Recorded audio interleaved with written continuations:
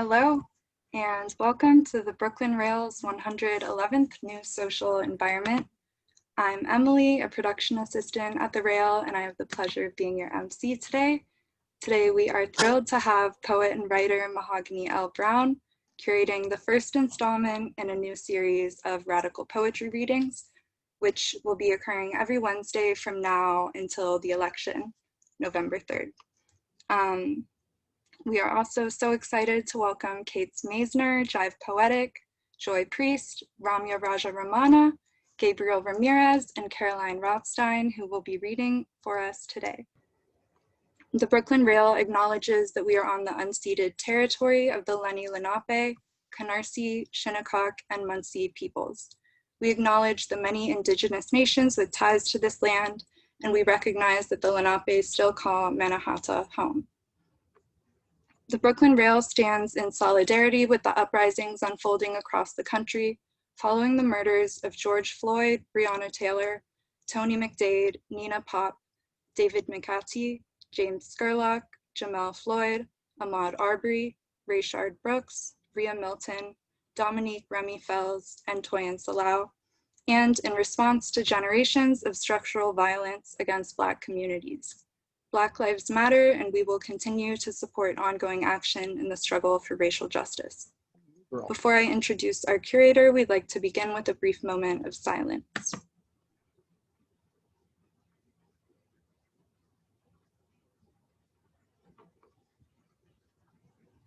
Thank you.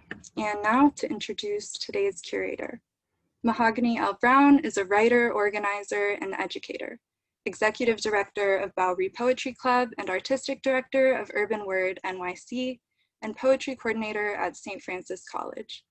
Browne has received fellowships from Agnes Gund, Air Serenbe, Cave Canem, Poets House, Mellon Research, and Rauschenberg. She is the author of Woke, A Young Poet's Call to Justice, Woke Baby, and Black Girl Magic from Macmillan, Kissing Caskets from Yes Yes Books, and Dear Twitter from Penmanship Books. She is also the founder of the Woke Baby Book Fair, a nationwide diversity literature campaign, and as an Arts for Justice grantee, is completing her first book of essays on mass incarceration, investigating its impact on women and children. She lives in Brooklyn, New York. So Mahogany, over to you. Thank you so much, Emily. That was an amazing intro. Thank you, Brooklyn Rail, Nick, Bob Holman, and some for making this possible. I will open with reading a couple of poems, and then I will do an intro and read the bios of our guest poets today. Big Mad. Most of them mad because I remember what happened after the car wreck on Telegraph. How it trapped a young boy's crushed frame and no one even saved him a prayer. Just poured out some malt for his orphaned son, watched the demons march to the overturned coupe, blasting. They mad because I remember too good. Can't never remember to forget what they couldn't erase. No filter, no explanation of miscommunication will remove the will from their bloody hands. Someone tried to kill me today. Someone tried to kill me yesterday. Someone aimed to shoot me dead last week via text, via Twitter, via unanswered email, via vote, via refusal to vote. See me human and call it a poetry slam, and somewhere at the bottom of the ocean is a metaphor that's been wrung dry. Somewhere a red wheelbarrow is creaking a tune that wasn't meant to be played with the kind of drums that thrum in my DNA. I may have done it. Paint cannon was culture. Historical starter on top of what a symbol be. Bop, bop, brat, and the jazz balladeer collides with the hip hop in me. A pair of trees outside my window are dancing, a nighttime sway like two lovers alone. I watch between the black metal and dirty window, think I can locate a pulse of a dream I once lost. Mistook it for a song of you belong, you belong, you belong. An American tale, an American take on stealing what was never yours and selling back to the witnesses. Bare arms, sawed off maw. My maker calls me fugitive. Spring for hazard lights outside of front doors, but won't pay for rat removal or a parking garage or wooden floorboards sinking until ants beneath submerge, then spread like jellyfish. I point my pinky toe at the mass. And from this angle, you'd never know I was dying. I'm an outlaw to aging. I don't make the rules. Black women are forever. Ask Claire. Ask Wilma. Ask Janet. Ask Nia. Ask Angela. Ask Tony. Each of them sing a seance into the nape of their young. What's a lullaby to a baby that's been to more funerals than weddings? What's an anthem for our forgotten? Who pays the rent after they robbed? Who pays the rent after they get robbed by the government? Ain't no bows or bobos left to remind me of my childhood. I lost that to 3 strikes and ain't looked back since. Can you hear the thunder? Don't it sound like the senseless arguing about the freedom of Kanye rather than the genius of Stockley? These, the same cowards that want to forget, be forgotten, ghost till gone.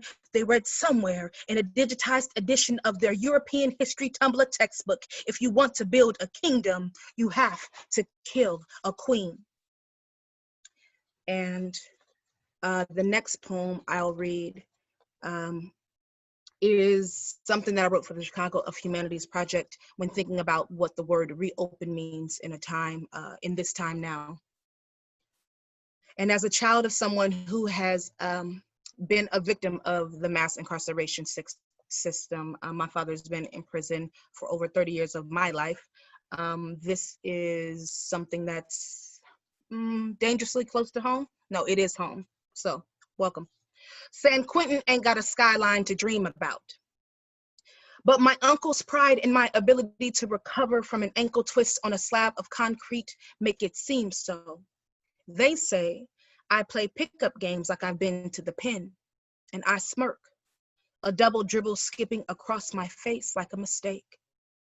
And 20 years later, a solar system rids of a planet makes itself a new moon to rock the tides. Still, the barbed wire and shotguns work like clock clicks, and my father still don't know how many times I challenged death. The COVID-19 that spread across my chest. My breathing so close to an island submerged in fluid, I stuttered awake on the 11th night. I wept until the cold medicine carried me back to sleep. The sickness, lie, a boundaryless stretch. And it was the most American thing I've ever felt. Secure in my home and still dying from the heat of capitalism.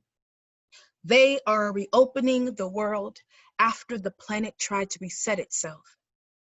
And the prisons are still packed with people who are afraid to believe in redemption. Racist adjacent smiles forgive the white collar crime as hedge funds funnel into protective custody. A static of dispatch, the walls clean with other men's teeth. Antibody tests smell like Henrietta Lacks coming back to remind us of what happens when you trust a house of poachers and they call us ungovernable. The way we picket and protest this morning is a reminder. Steel bars don't melt with silence. The people behind bars are captives of war. The people behind bars are captives of war. The people stolen into camps and cages will speak it plain. I want to go home. I want to hold my daughter. I want to see my mother one last time. There ain't no poem in that. The human form was not meant to be locked up, locked down, caged, bound. Consider your own bones, the way it lengthens as soon as you turn your face to the sun, a mask over your nose, relinquishing itself to this new kind of love, inhaling the oxygen of a day, crisp in its welcome. Send a kite to Folsom as we correct our form. And the last piece I'll read, was written, commissioned by the Academy of American Poets, and they were doing this really amazing project alongside the New York Philanthropic Orchestra. And it's in celebration of the 100 years of the suffrage movement. It's called the 19th Amendment. My mama, this marks, if I'm correct, the week, maybe yesterday or the day before, but to the week, 100 years ago. This 19th Amendment became a real thing. And when I think of the 19th Amendment, when I think of anything that is considering the woman's body, I always think of my mother and my grandmother. So I talk to my mother a lot about these things, and this is one of those conversations. the 19th Amendment, and my mama. I always took it for granted, the right to vote, she said. And I knew what my mother meant. Her voice constricted tightly by the flu A virus and a 30-year relationship with Newport 100s. I ain't no chain smoker, she attempts to silence my concern. Only a pack a week, that's good, you know. My mother survived a husband she didn't want, and an addiction that loved her more than any human needs. I sit to write a poem about the 19th Amendment's 100 years anniversary, and my first thought returns to the womb and those abortions I did not want at first, but alas. The thirst of an almost anything is a gorge always looking to be until the body is filled with more fibroids than possibilities. On the 19th hour of the 4th day in a new decade, I will wake restless from some nightmare about a bomb and a man with no backbone on a golf course who clicks closed his Motorola phone like an exclamation point against his misogynistic stance. He swings the golf club with each chant. Women, let me grab. Women like me. Women vote until I say they don't. In the nightmare, he is an infective agent. In the clear of day, he is just the same. Every day he breathes is a threat to this country's marrow for Ida and Susan and Lucretia and Elizabeth. And every day he tweets grief like a cynical cornball's comic receipts like a red light signaling the end of times. The final night of 2019 and my New Year's Eve's plans included anything that will numb the pain of a world breaking its own heart. My mother and I have already spoken, and her lungs are croaking wet. I just wanted you to know I don't feel well. And I paused to pull up my stockings beneath my crumpled smile. On this night, I wonder. On this day, I sigh. I just wanted to dance and drink and forget about the 61.7% votes. My silk dress falls to my knees with the same swiftness, defiant as the white feminist who said she stood by me, then voted for the demise of our nation's most ignored, underpaid, imprisoned, and impoverished citizens. Every day, there is a phone near. I miss my mother. In the waiting room of the OBGYN, uptown bound on the dirt orange train seat of the subway. Oh, how my mother loves the places she could never go. Her bones swaddled with arthritis and smoke, so she relies on my moans, my daily bemoans. The train smells like yesterday, Ma. They raise the tolls and fix nothing for the people. My landlord refuses to fix my toilet, sink, refrigerator. The city is annoying, like an old boyfriend. This woman didn't say thank you when I held open the door, and who does she think she is? Each time I crack and cap on the everydayness of my day, my mother laughs, as if she can see the flimsy MTA card, the yellow cabs that refuse to stop for her youngest daughter.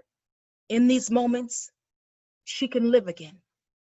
A whole-bodied woman with a full mouth. I ask my mother what hurts. What hurts? How can I help from here? 3,000 miles away, alone in a tower between the sea and the Mexico border, my mother sighs, a little sigh, and says, nothing.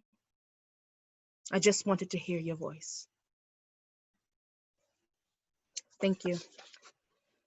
I'm so excited to share poems with you, to bring to this virtual stage these amazing writers. All of them in their own right are just the most absolute brilliant folks. And I'm going to read their bios first, and they will read in the order they already know because it's alphabetical. Hey. But again, I chose the following poets because they read our blood into riot. They command our attention on the page. They demand safe passage for our children, our elders, our siblings, and parents. They create and birth and rebirth and burn for the world to be more correct, more livable, more profound, more inclusive, more vulnerable, more human. Caits Meissner is the author of the illustrated hybrid poetry book, Let It Die Hungry. Her latest projects include the DIY comics poetry zine Pep Talks for Broken People and comic vignette series New York Strange, published monthly in the Hobart Journal throughout the year of 2020. She currently is the inaugural Palette Poetry Second Book Fellow and spends her days as a Prison and Justice Writing Program Director at PEN America. After Caits, you will hear from Jive Poetick, who is a writer, organizer, and educator based in Brooklyn, New York. He is the founder of Insurgents Poet Society, Carnival Slam, Cultural Exchange, and the co-founder of the Brooklyn Poetry Slam. His work has been showcased on season 4 of TV1's Lexus Verses and Flow, PBS NewsHour, and BET. In 2017, Jive was the first recipient of the John Morning Award for Art and Service. International recognition and support for his work has come from the British Arts Council, U.S. embassies in Australia, Brazil, and Poland, and the Minister of Culture in Antigua and Barbuda. Currently, Jive is a Friday night poetry slam curator and host at the New Eurekan Poets Cafe. When he is not on tour, he teaches poetry and hip-hop workshops to at-risk youth in New York City and the surrounding area. After Jive, Joy Priest will be sharing. Joy is the author of Horsepower, the Pitt Poetry Series winner, and also winner of the Donald Hall Prize for Poetry. She's a recipient of the 2020 Kunitz Prize, and her work has appeared or is forthcoming in the Academy of American Poets, Poem a Day, APR, The Atlantic, Poetry Northwest, and Poets and Writers, among others. She is currently a doctoral student in literature and creative writing at the University of Houston. After Joy, you'll hear from Carolyn Ralstein. Carolyn is an internationally toured and acclaimed writer, poet, and performer. Her work has appeared in Cosmopolitan, Marie Claire, The Guardian, BuzzFeed, Nylon, Narratively, the ABA Journal, Williams Magazine, The Forward, Hey Alma, Radius Lit, Our Town, and elsewhere. She's on faculty for the Foundation for Jewish Camps annual Cornerstone Fellowship, a youth mentor at Urban Word NYC, and a facilitator for the Dialogue Arts Project. Caroline is a producer on the forthcoming documentary film, The Kids, and was an associate producer on Andrea B. Scott's Florence, Arizona. She hosted and produced the YouTube series Body Empowerment and was a president of the board of directors for Mental Fitness Incorporated. After Caroline, Ramya Raja Ramana will be performing. Ramya is an Indian American poet, author, educator, and songwriter. The New York native often writes about topics such as race, femininity, intergenerational trauma, faith, and the first-gen experience. She received her bachelor's at St. John's University, which she attended on a full scholarship with the New York Knicks Poetry Slam. Ramya's upcoming projects include creating a spoken word album and songwriting.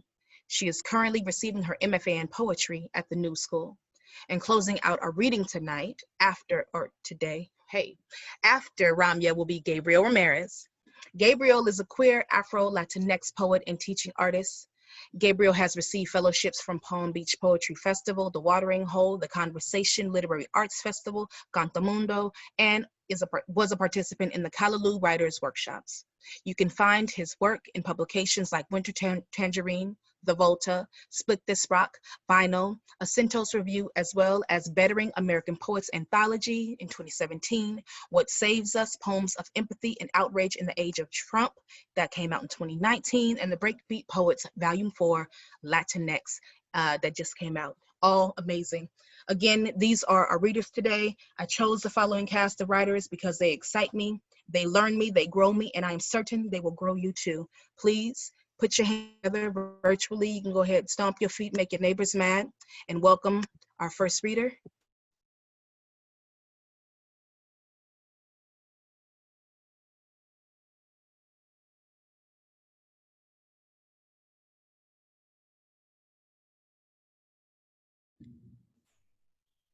All right. I was going to say, I think that first reader is me. Mo, I don't know how I'm going to go after you. Those poems like ripped me open. I was super emotional. Thank you, as always, for your written work and for your community work. It's a gift and an honor to read in this lineup and to be chosen by you. So thank you. Hello to everybody else. Wonderful to read with some friends, some old friends, some new friends.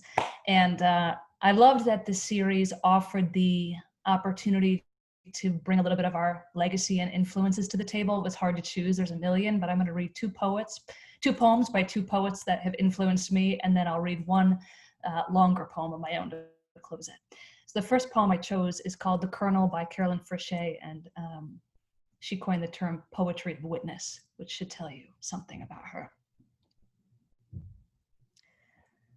What you have heard is true. I was in his house. His wife carried a tray of coffee and sugar. His daughter filed her nails. His son went out for the night. There were daily papers, pet dogs, a pistol on the cushion beside him. The moon swung bare on its black cord over the house. On the television was a cop show. It was in English. Broken bottles were embedded in the walls around the house to scoop the kneecaps from a man's legs or cut his hands to lace. On the windows, there were gratings like those in liquor stores. We had dinner. Rack of lamb, good wine, a gold bell was on the table for calling the maid. The maid brought green mangoes, salt, a type of bread. I was asked how I enjoyed the country. There was a brief commercial in Spanish. His wife took everything away. There was some talk then of how difficult it had become to govern. The parrot said hello on the terrace. The colonel told it to shut up and pushed himself from the table. My friend said to me with his eyes, "Say nothing." The colonel returned with a sack used to bring groceries home. He spilled many human ears on the table. They were like dried peach halves. There is no other way to say this. He took one of them in his hands, shook it in our faces, dropped it into a water glass. It came alive there. I am tired of fooling around, he said. As for the rights of anyone, tell your people they can go fuck themselves. He swept the ears to the floor with his arm and held the last of his wine in the air. Something for your poetry, no? He said. Some of the ears on the floor caught the scrap of his voice. Some of the ears on the floor were pressed to the ground.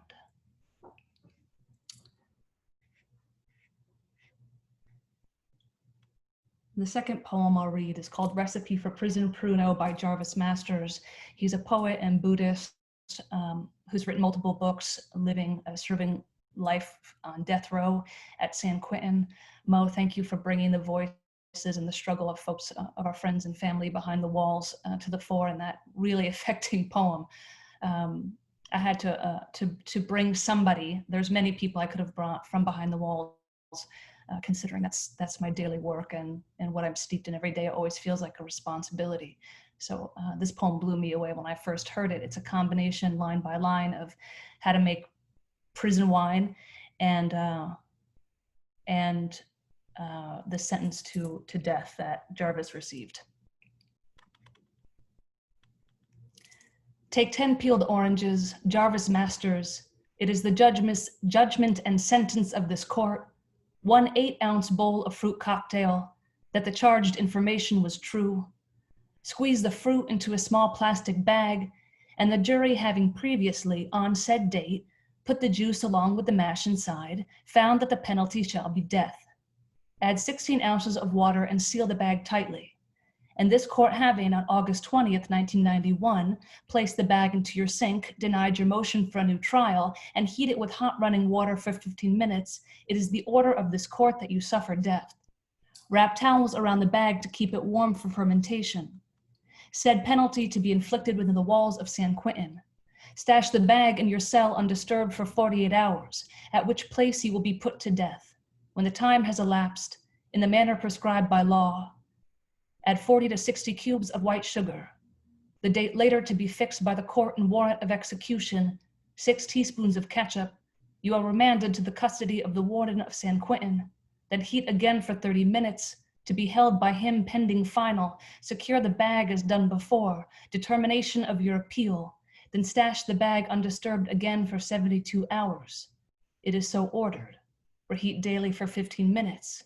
In witness whereof, after 72 hours, I have hereon set my hand as judge of the superior court with a spoon, skim off the mash, and I have caused the seal of this court to be affixed thereto. Pour the remaining portion into 2 18-ounce cups. May God have mercy on your soul. Guzzle down quickly, Mr. Jarvis Masters. Gulp, Gulp, gulp. I'm not giving too much context because I feel these poems have a weight and can stand on their own. Hope that works for y'all. And finally, I'll read this poem that is called 2 Days After the Election, if that gives you a sense why I chose it. 2 days after the election, and LaGuardia was congested with traffic. I mean, the worst the airline worker had seen in over 20 years, and we were all going to miss our flights if he didn't summon us off the bus to lead our parade of luggage and lungs through the cars with their anger tangled up like two metal mouths trying to French kiss. We spun down a spin of roads with no sidewalks to take off on time, we hoped, as adrenaline wiped away for just a moment the worry of what happens next. I mean what happens next in our country, that is, because for sure we were trying to catch those planes.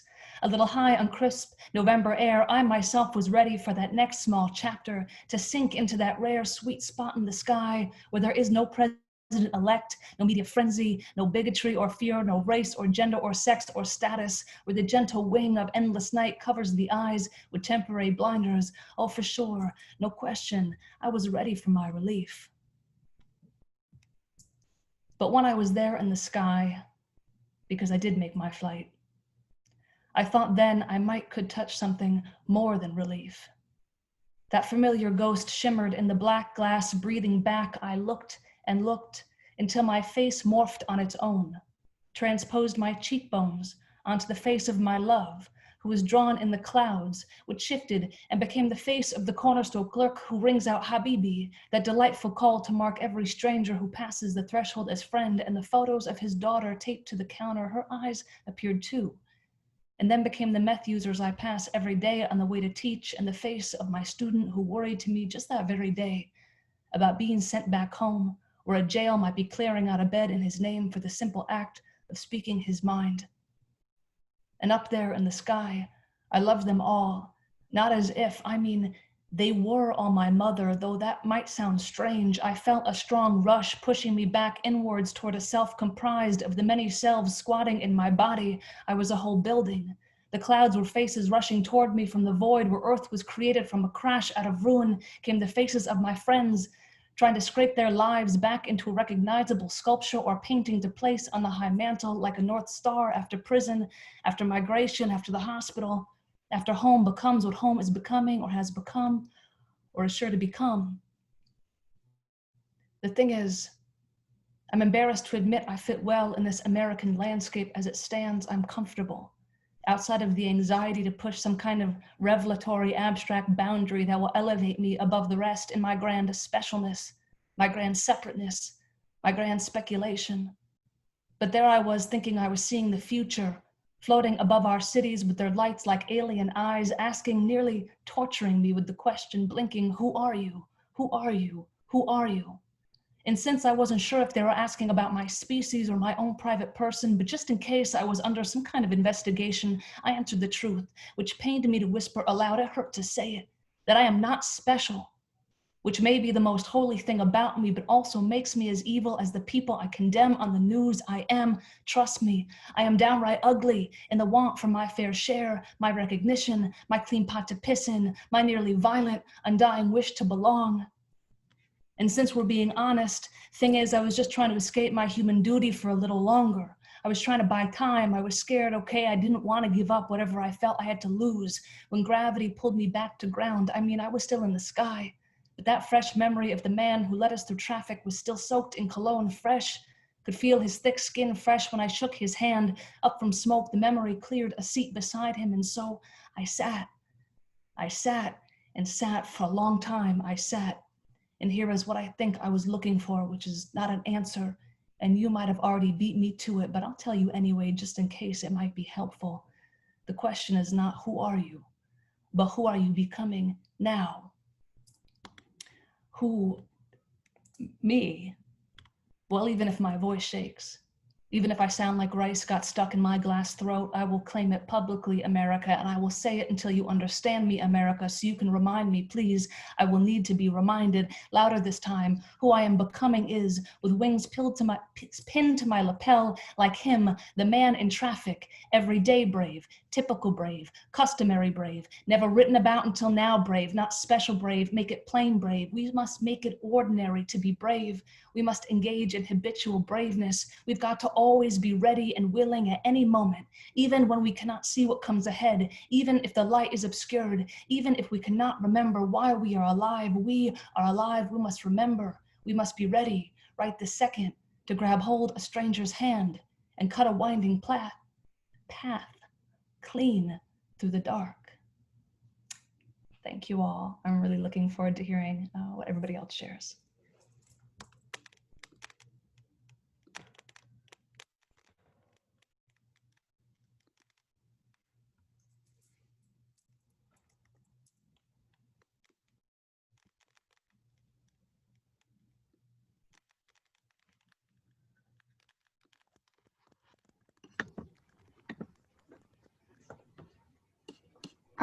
Jive, I just asked to unmute you.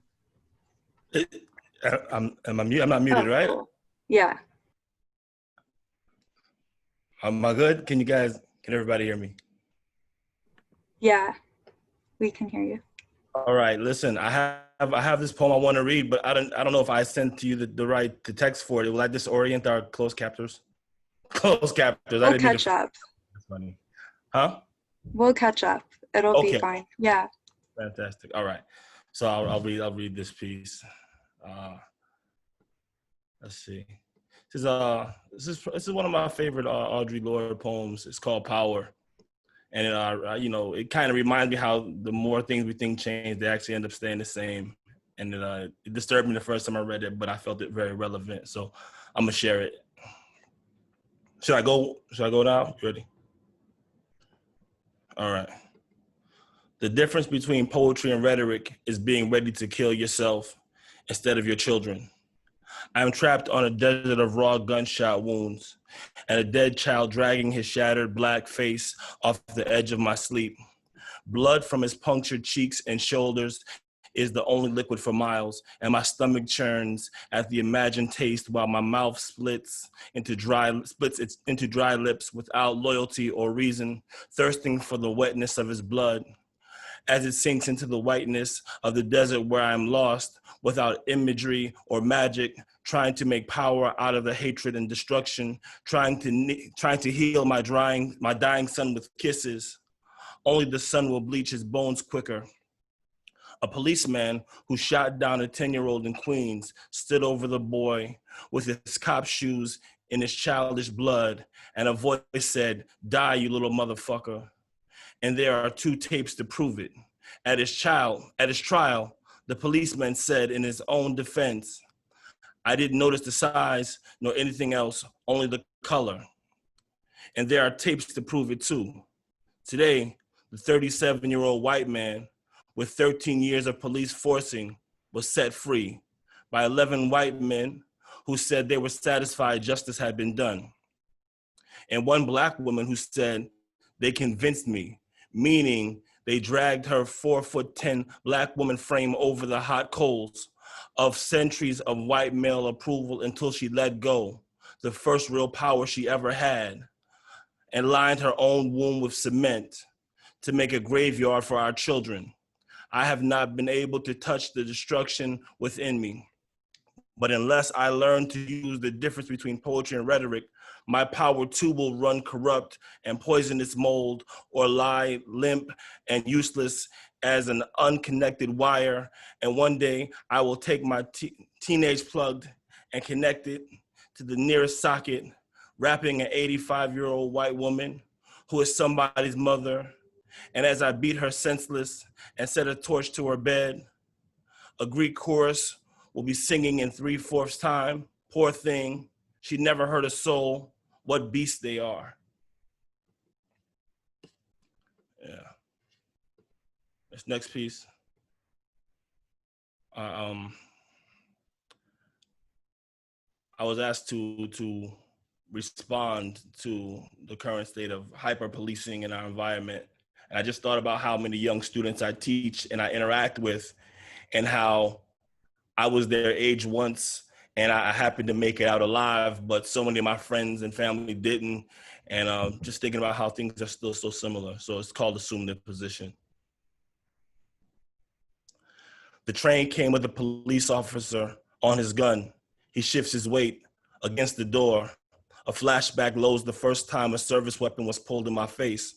The second time, it made me lay on the ground. The third time, it put my hands in the air. The fourth time, it pushed me against the wall. The fifth time, it told me it was just doing its job. The sixth time, it kicked my feet apart. The seventh time, it followed me home. The eighth time, it grabbed my shirt collar and read the signs. It's illegal to move between train cars, read the signs. My body knows how Klan rally a cop's gun feels at eye level. The ninth time, the barrel cocked its head. The 10th time, it told me it missed me. The last time, it said burning Black bodies is a tradition it was raised on. The 11th time, the safety and triggered argued me through a range of Black fiction I could have been any made up one of us, Ricky or Weebay, Mad Max or Trey. We all look the same under the right racism anyway. The 12th time, it dared me to swing. The 13th time, I thought about it. The 14th time, I almost did it. The 15th time, there were no cell phones. The 16th time, just badges. The 17th time, it searched me for the broken laws it thought I was. The 18th time, I assumed the position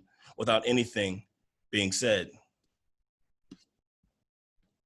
And then this last one. And thank you very much, Brooklyn Braille, Mahogany, everybody involved for putting this together, allowing me to share poems and time and space with you guys. And when I say guys, I mean all inclusive, gender neutral usage of the phrase. If anybody who's concerned, okay. I wrote this piece just thinking about what the things that we're dealing with our immigration policies in the United States, or what we so-call these United States, when in fact there were already people living here and they already had a name for what they were living on, and we kind of decided who can come and who can't. And strangely enough, through the same policies they use to enter the country, they lock off people from coming later. It's really weird.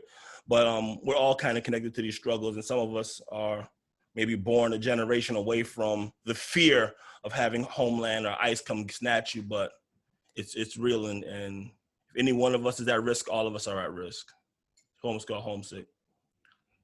Rolling ocean crashed between her toes. Sand built the coastline. She tight roped yesterday to her back with the Panamanian sun set in her mouth full of clumsy English, rickety on her Spanish tongue.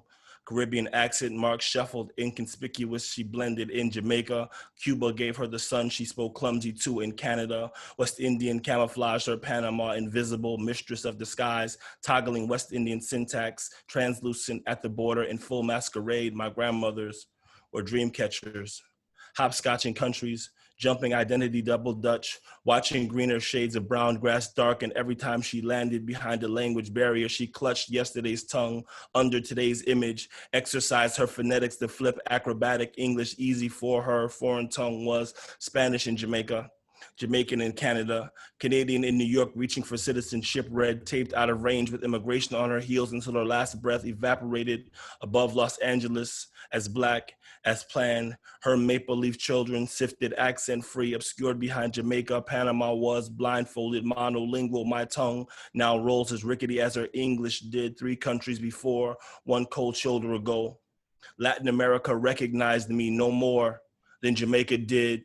Call me American boy, under breath, over unbroken speech patterns lost in translation. I felt invisible while visibly in command of neither enough Spanish nor patois to correct the secrets hiding her inside me. Even in death, she remains undetectable around the border of my eye, while I live in the language she learned to speak unnoticed 2 generations away in the dark of a dance hall. Spanish reggae tones mock the star-spangled portion of my now red, black, and green footwork falling off of every drumbeat, chuckled at me, trying to keep pace with this continental collage. Woman, when she spoke me still. When she smiled, she made me homesick for a place I had never been. Thank you very much for letting me be here with you all.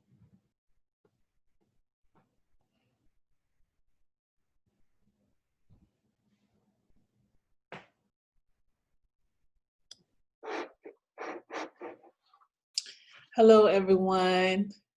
Hello to Gabe's hair today.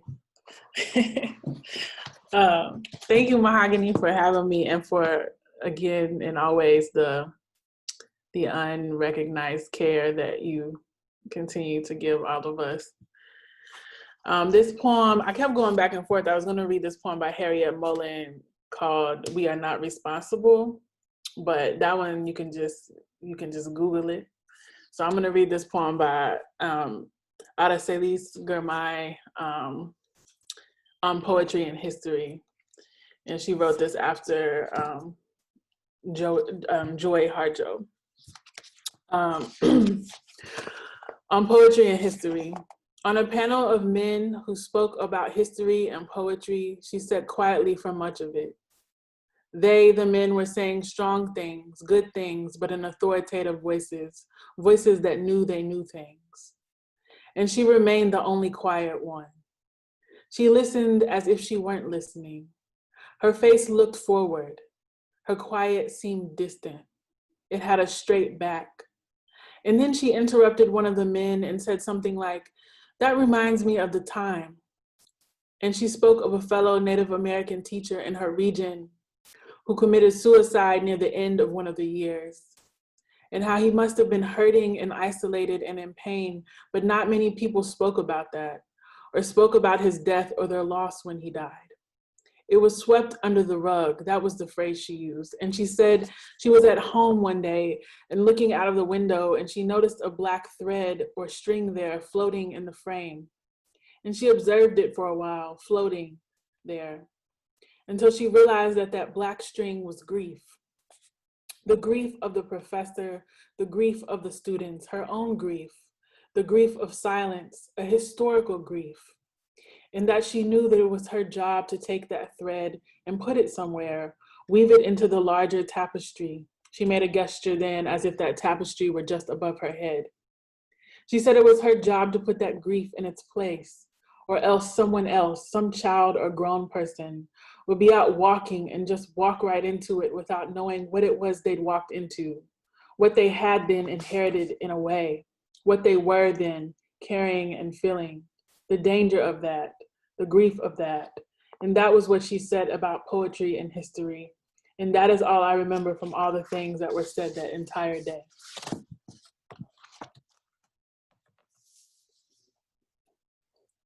All my mothers live in an alley at the back of a lawmaker's mind. A mind with no imagination for our reality, they say, with teeth rolled like cigarettes, factories still. My mothers sweat through a week's worth of soil on their skin, unconcerned with grace. When has grace and a gold front tooth, a tiny heart etched in the middle? One knows a key ingredient of beauty is sorrow. Oven burns cross the wrist, fingers calloused from hot plates. My mother's Marcel curl every Sunday in the alto section. Her tired face holding down the tenor of a precarious song. I have many mothers, you see. Some gone on, some still sitting at the bus stop as their half-life selves waiting on the city to carry them on to work. The jealous mourning dove holding territory above the shelter taunts my mothers. One calls him worrisome. One has no insurance and a persistent cough sitting at the back of a doctor's mind. She says he has no imagination to offer, no way out of no way. She hoped that doctor knows there is no way to distance ourselves in a one-room house. My mothers think these well-to-dos ain't too well.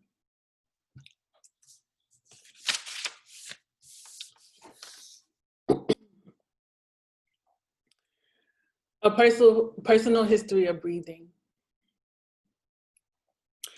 We woke to life in the 80s, the air dying from industry and industry dying. Train brakes groaning to a stop in that singular scent of horses, their muscular lather and manure, moving downriver to Mississippi, our grandfathers, chain-smoked viceroys in the house. And we developed asthma before vocabulary, read books and held our breaths, spelled but didn't speak. In our bodies, humidity thickened into an argument with speech. When we joined our father's households, they trashed our plastic bags packed tight with medicine and inhalers curated over the years by our mothers who smothered us, our father said, mumbling something under their breath about being a man. We were daughters. We were Black and so sons too. They vowed to make us stronger, big-lunged, lit our cigarettes, handed us grip-pleated paper bags in place of pills. In the 90s springtime, we suffered through neon particles of pollen, suction film-like to all blooming surfaces, innocuous in natural purpose, but perverted by a chemical monopoly, modifying plant sex and the work of bees. We became allergic to apples because we were allergic to apple trees.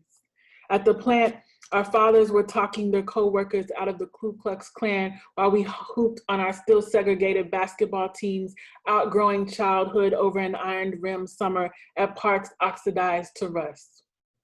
At 14, we went to work at drive-through windows, fried batter air settling in our hair, black and mild smoke breaks freaked to extend time.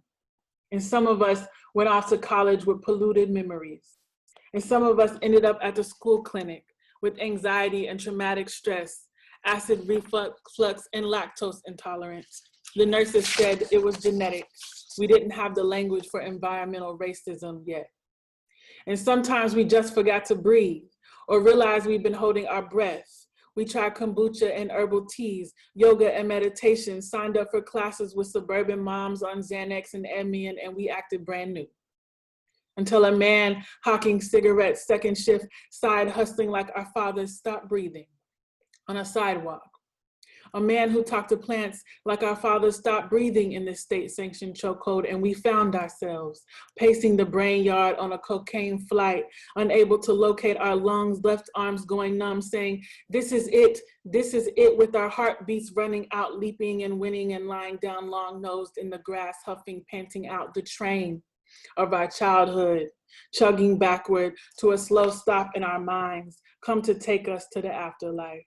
It's ghostly porters, maskless finally, leaning over us with our fathers' faces, reaching toward us with a bag to breathe into, the trail of white buttons down their uniforms like a blinding current peeking through.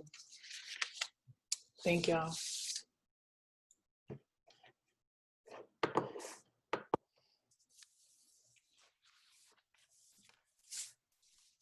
Wow. Joy. Thank you. Thank you all so much. Mo, you curate, you write, you organize like no one else. So thank you for making this possible. And thank you to Brooklyn Rail. It's an honor to be amongst you all today. I've even thank you to Emily at the Rail. I've like changed up my set list 20 times since everyone started reading, because I just like, it's like, I don't, so much. I wrote this poem right after what we call Charlottesville. I want to say why I chose it. I hope it speaks for itself. This is called When I Ask My Friend, What Happens If I Tweet, Our President is a Terrorist?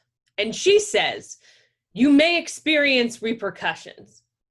People get their hackles up when you say the word terrorist and you do things with the Jews. The funny thing about the Jews is a joke. The funny thing about a joke is the punchline. The funny thing about a punchline is the punch. The funny thing about a punch is that it comes from Latin pugnare, to engage in battle, to combat, to fight with fists. The funny thing about a fist is that it's another word for a group of men. The funny thing about a group of men is Charlottesville, Virginia. The funny thing about Charlottesville, Virginia is white supremacy. The funny thing about white supremacy is the Nazi Party.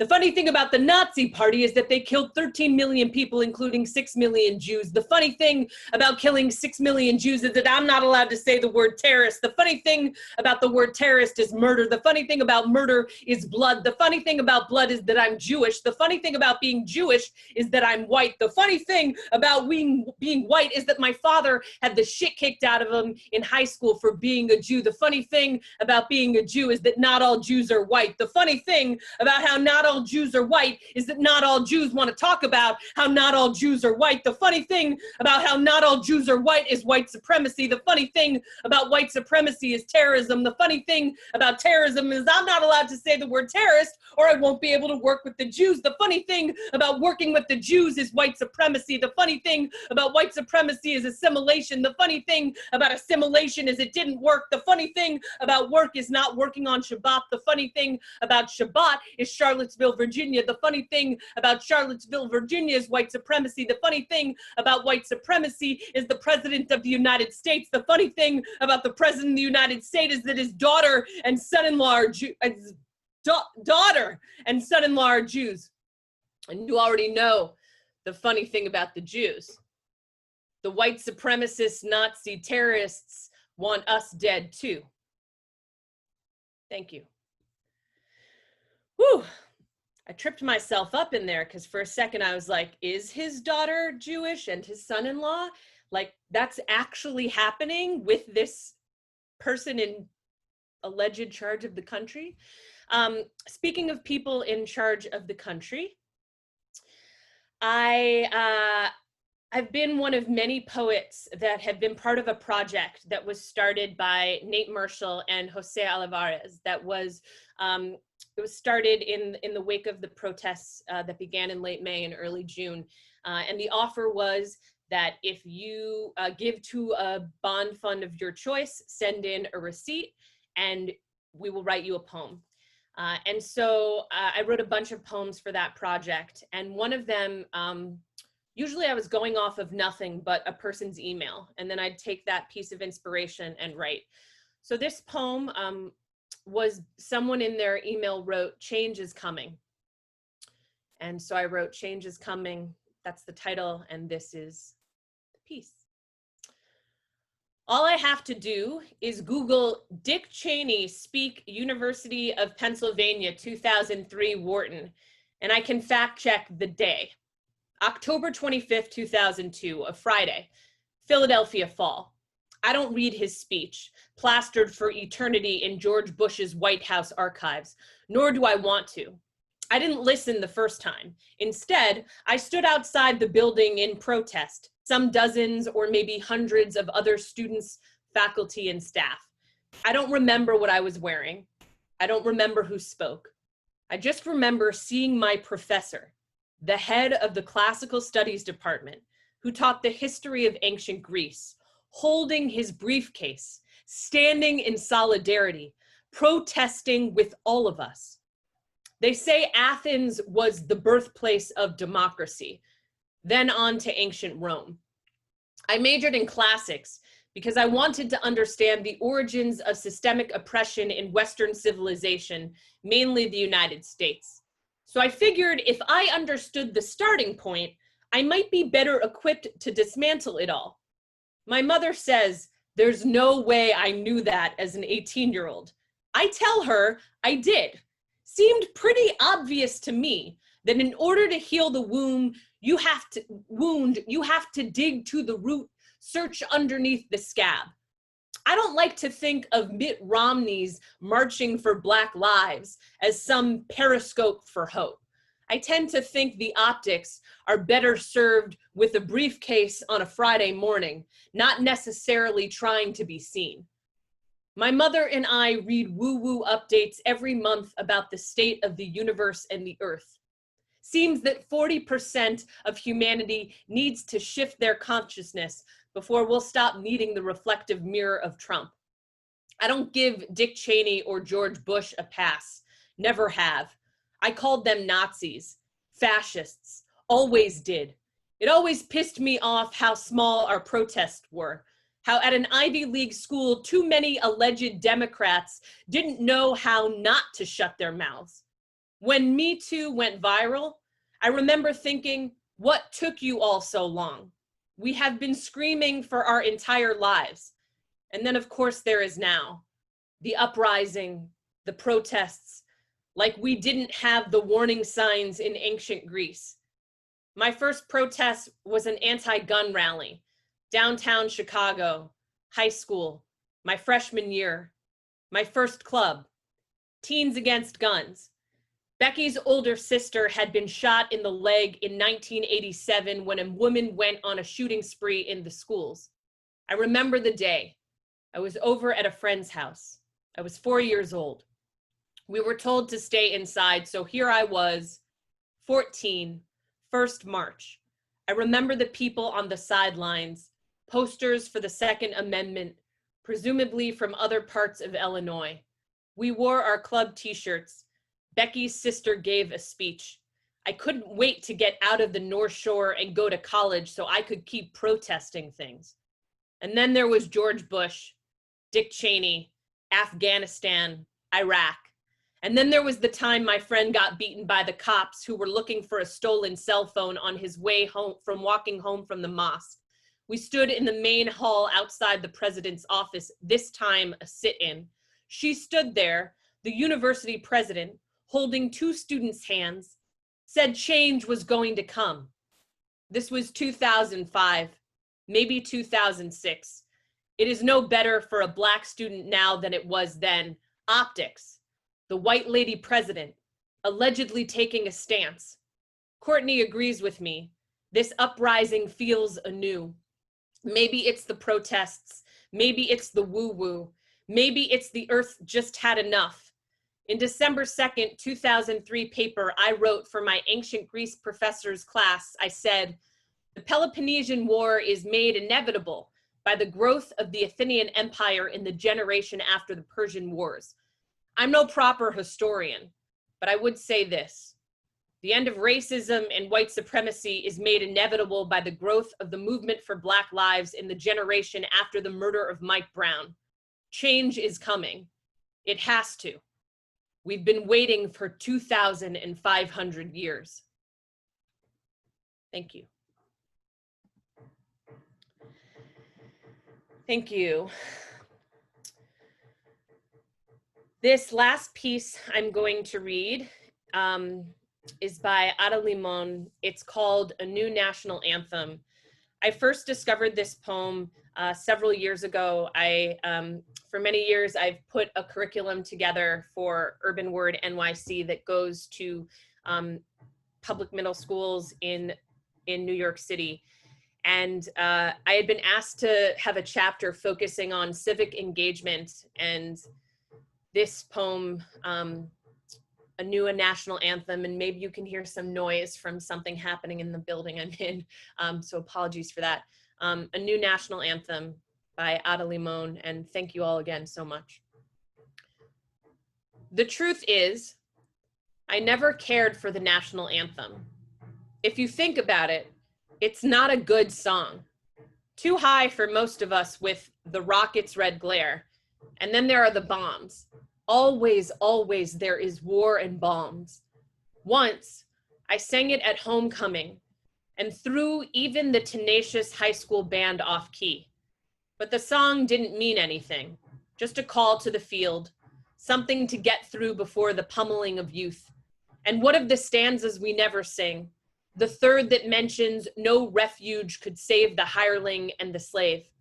Perhaps the truth is that every song of this country has an unsung third stanza, something brutal snaking underneath as we blindly sing the high notes with a beer sloshing in the stands, hoping our team wins.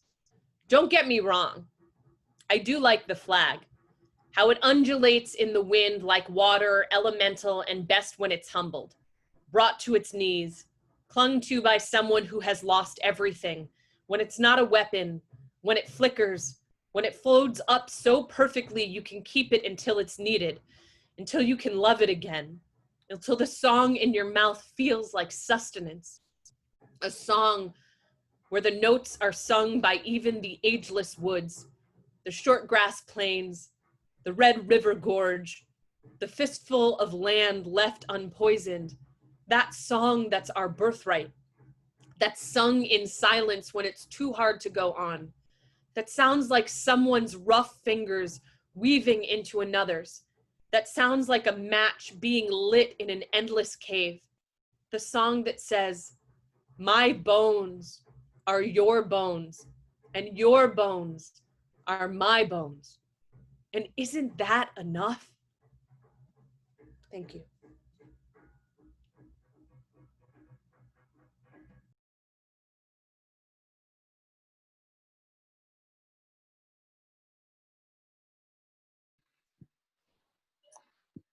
I am like completely speechless by everybody.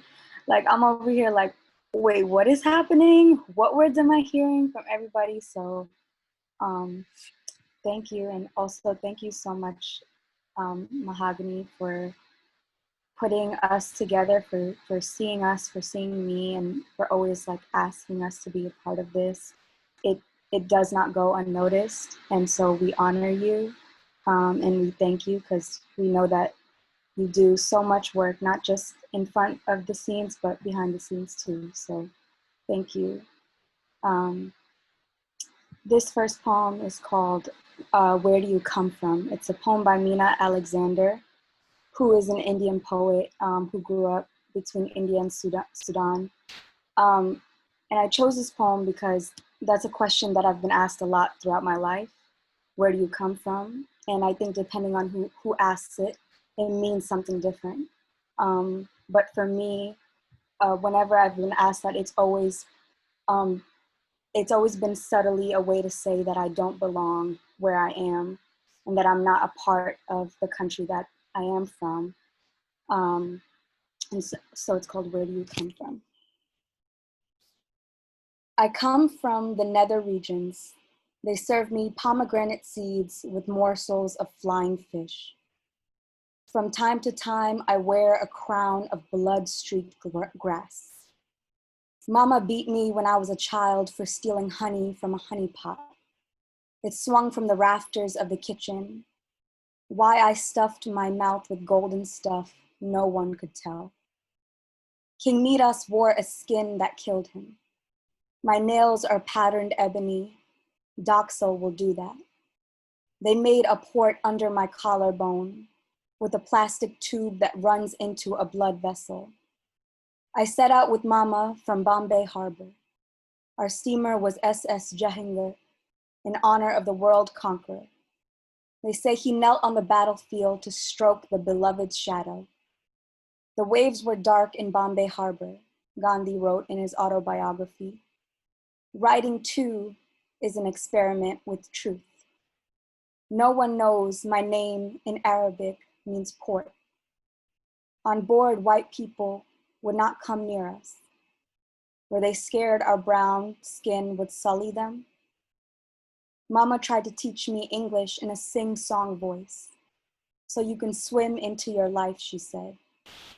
Weed child, my language tutor muttered, ruler in hand, ready to strike. Just pronounce the words right. Pluck, pluck, suck, suck, duck, duck, stuck, stuck. So that's a poem called called Where Do You Come From by Mina Alexander. And I wanted to, so originally I was gonna share two, but if it's okay, I'll just add a shorter poem at the end. It's a poem called A Testimony in Progress. And while most of my life has been navigating what it means to be a first-gen American and what it means to come from a family of so much generational trauma, and what that looks like to be in a country where you don't feel like you truly belong, and so you default to being mute, and you default to being desperate and to customizing yourself to everybody else. And so how that shows up how the political shows up in the personal is a lot of what I'm navigating and writing about in this time in my life. So it's called A Testimony in Progress. The week before college, my mother tried to take herself. She was all dusty relic, crumb of martyr, symposium of darkness. My father found her at the house. Her body a tombstone of rumbling earthquakes. Is this what a failed exorcism looks like? He called 911 and took her to the hospital. By the time I get there, my father is gone. He has left to marry a woman from Thailand that he has just met a month ago. He was supposed to leave earlier that day and was complaining that he might miss his flight because of this. Her corpse only speaks in tremble. My father will not be back in the country for a month. I cannot afford a dead mother or a blink, because any moment she can become all skeleton, all lack of soul and still. I stayed at my leader's house for a week. They made sanctuary out of their palms and held me like the last scripture that is read before the end of times. And at this moment, I understood why I always hated theology. Because when God happens, nothing else matters. The only thing I knew was to make a seatbelt out of this mouth, to understand that there is a time for everything. When my mother started getting better, she asked for my father constantly. I didn't know how to remind her that the contracts were signed, that in this country, ink means far more than blood. She started asking for the rest of my family, everyone except me, and I felt selfish for noticing this. A week later, her teeth opened and closed like the lid of a garbage can. She is able to carry a conversation, and I'm not sure how I feel about this, for all she asks is for my father. I wonder then if mountains constantly ask for ocean, or if oceans cannot live without mountains. I realize neither of this is true. They are both beautiful and whole, and together they complement one another. This is caricature of relationship, but people do not understand that the earth is just an infinite book of analogies on purpose, including me, because what do I know about human life besides that it is far more than just surviving? So that's called Testimony in Progress. And then this poem I wrote a few months back. The title is supposed to be read, what is it called? An ekphrastic poem, when it's supposed to be read horizontal and vertical. You know, I'm getting with these terms, you know. So I'm gonna read it both ways. Acrostic, okay, thanks, man. Amma says, we have found an alignment for you. Someone may be your suitor. This is how we do things in our village, you know. You must never stray from your culture. Amma says, someone in our village, you know, we have found may be your suitor. You must never stray, an alignment for you. This is how we do things from your culture. In 2029, I wake up next to a stranger.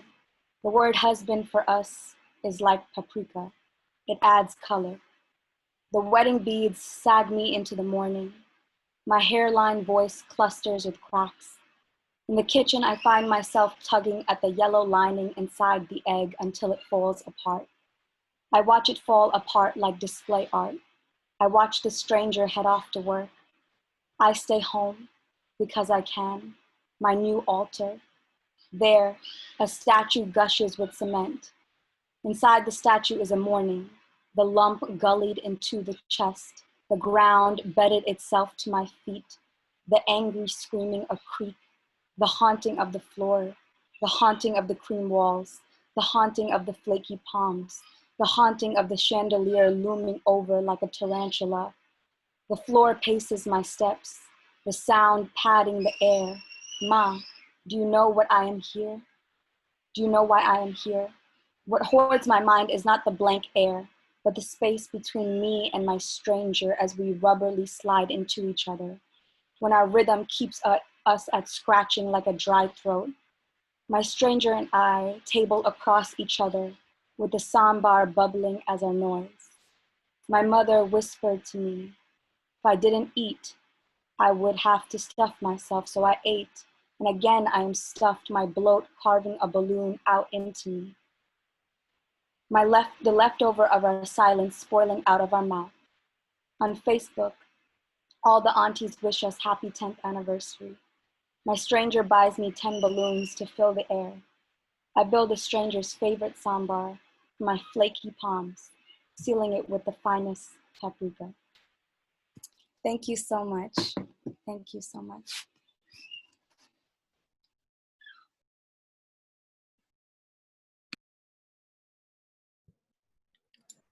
Hi, everyone. Wow, this is so wild. Mahogany, the consistency every time. Oh my God. All right, so yeah, it's just, whew. Thank you, Ramya. Thank you, Caits. Thank you, Caroline. Thank you, Joy. Thank you, Mo. Thank you, Jive. Yeah. You know what I mean? Gonna keep it moving with some Audrey Lorde right quick. Yeah, that's because how could I not? Like, this poem just like keeps me here. You know what I'm saying? All right. A Litany for Survival by Audrey Lorde. For those of us who live at the shoreline, standing upon the constant edges of decision, crucial and alone. For those of us who cannot indulge the passing dreams of choice, who love in doorways coming and going, and the hours between dawns, looking inward and outward, at once before and after, seeking a now that can breed futures like bread in our children's mouths, so their dreams will not reflect the death of ours. For those of us who were imprinted with fear, like a faint line in the center of our foreheads, learning to be afraid with our mother's milk. For by this weapon, this illusion of some safety to be found, the heavy-footed hoped to silence us. For all of us, this instant and this triumph, we were never meant to survive. And when the sun rises, we are afraid it might not remain. When the sun sets, we are afraid it might not rise in the morning. When our stomachs are full, we are afraid of indigestion. When our stomachs are empty, we are afraid we may never eat again. When we are loved, we are afraid love will vanish. When we are alone, we are afraid love will never return. And when we speak, we are afraid our words will not be heard nor welcomed. But when we are silent, we are still afraid. So it is better to speak, remembering we were never meant to survive. Yeah. So, you know, thinking about Audrey Lorde, thinking about what it's been like this year. I don't really talk about this often, but I found out that I did have COVID-19 back in March, and it was like I had mad flus before, and I've dealt with all different types of things, but it was like something like just like my oxygen leaving my body until my body curled and like was in pain, you know what I mean? Like, so I'm just really thankful to be alive. I'm thankful for the people here in this reading who have kept me alive for mad years, with their work, with their love, with their random text messages, with their hearts, you know. So when I think about what it is to be radical for me and my life, it's choosing to live, right? And choosing every day to be my best self, and to show up for myself and my well-being and my health, and to show up for my family and my loved ones, my friends and my homies and my ancestors, right? So this chain that I have on, it's not the flyest, but it's very cute. It was my father's chain, and it's a herringbone. So I wrote this poem, and it starts with a quote by Nipsey Hussle from his song Hustle and Motivate. Too many chains need another chest. Herringbone. One for each of my parents, teachers and homies too. Call this drip memoriam. 24 inches when I say they on my heart. Gone, but never plated. Pay my respects by paying for the real. Chains for every obituary. Walk into a funeral home's stillness. Walk into a jewelry store's buzzing. My ancestors keep me shining. Started with Pop's chain, herringbone, broken clasp, dented. You see a flex, I see another coping mechanism. Retail therapy, or how I let you know who blesses me. Shopping for their promised cliche halos, wanting you to say grief looks good on me. What if their heaven is around my neck? Mantle of a man, sanctuary made from the least sanctified. I'm deep in my bag. I'm mourning. I keep my dead on me.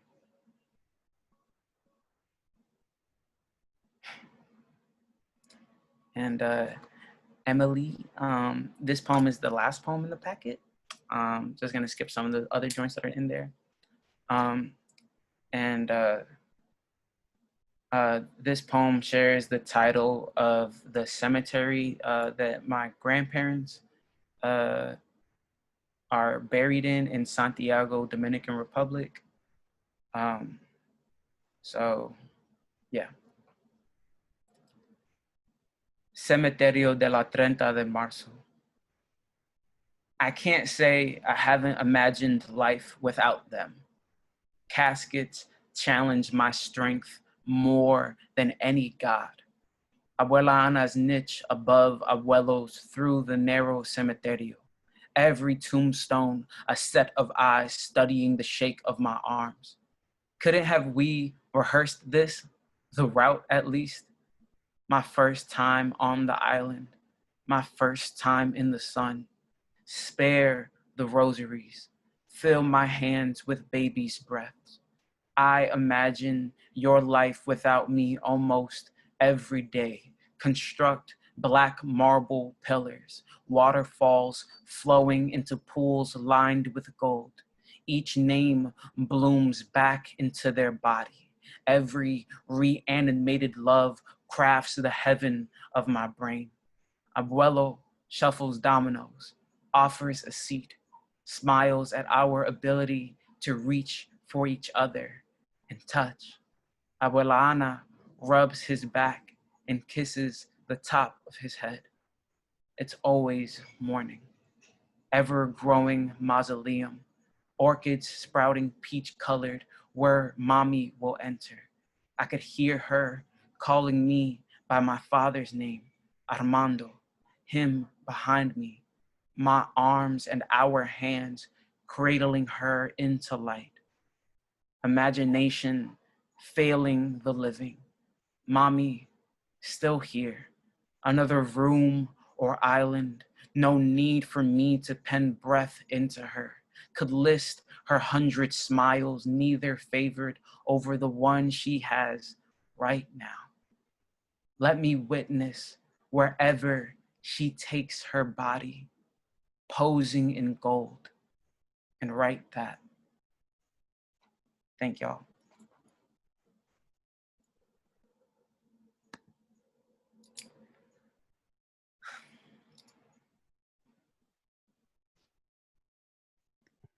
Thank you so much. Oh my goodness, how are y'all feeling?